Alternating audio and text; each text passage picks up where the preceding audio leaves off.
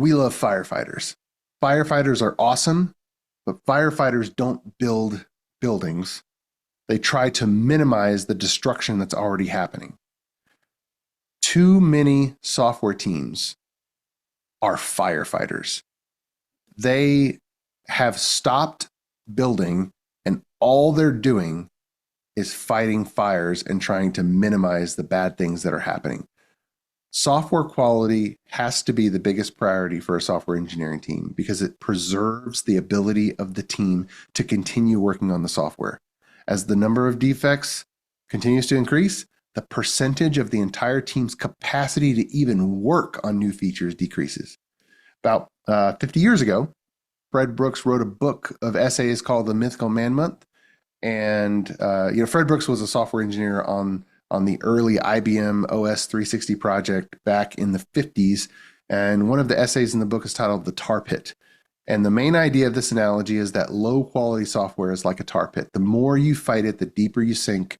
No one single thing seems that difficult. And you might be able to pull 1 foot out of the tar, but you still can't get yourself out of the pit. This is what happens when high quality is not established or rigorously maintained at a high level. Just ask your team if they feel like they're sinking in a tar pit. We're putting out a lot of effort, and we just don't seem to be making progress. So what should we do?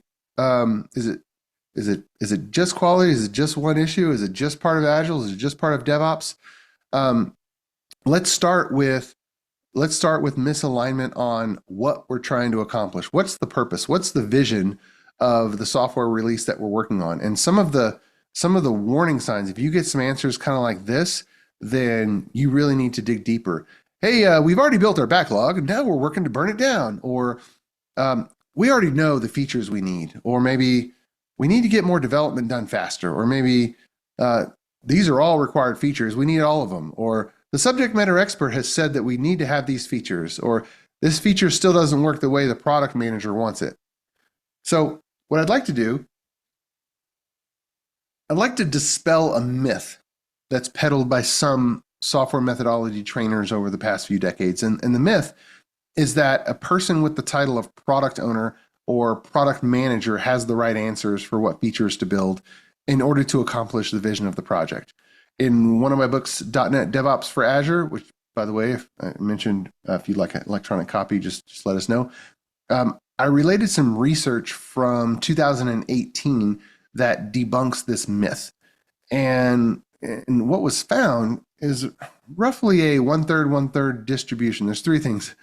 1/3 of the time that a product manager or product owner prioritized a feature, 1/3 of the time that feature, when put in production, did have a positive intended effect and it was all good. 1/3 of the time that feature didn't really have any effect on the overall outcome at all. We built it, it's in production, but either people aren't using it or really it didn't move the needle. And then 1/3 of the time we built and put a feature into production, it had a negative effect and we had to back it out really, really quickly.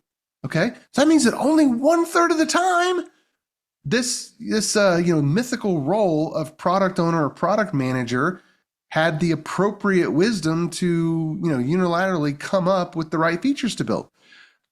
Software teams that are organized around this myth, inherently, they take on 200% more work than is actually necessary to accomplish the goal. That's on top of whatever rate of defects and support issues that we just discussed. And so you can detect this mismanagement with the quotes here on the screen, and you can see the language. All of these statements appeal to an authority outside the team for why the feature is being built in the first place. It exempts the people inside the team from connecting what they're doing, from connecting their present work with the vision of the project. And it forbids questioning if a feature is even meaningful, or even if the way a feature is to be implemented. Engineers in general, they typically develop a keen creative skill for problem solving. And if the problems given to the engineers are always at the level of a software feature, then a good deal of that skill is being wasted.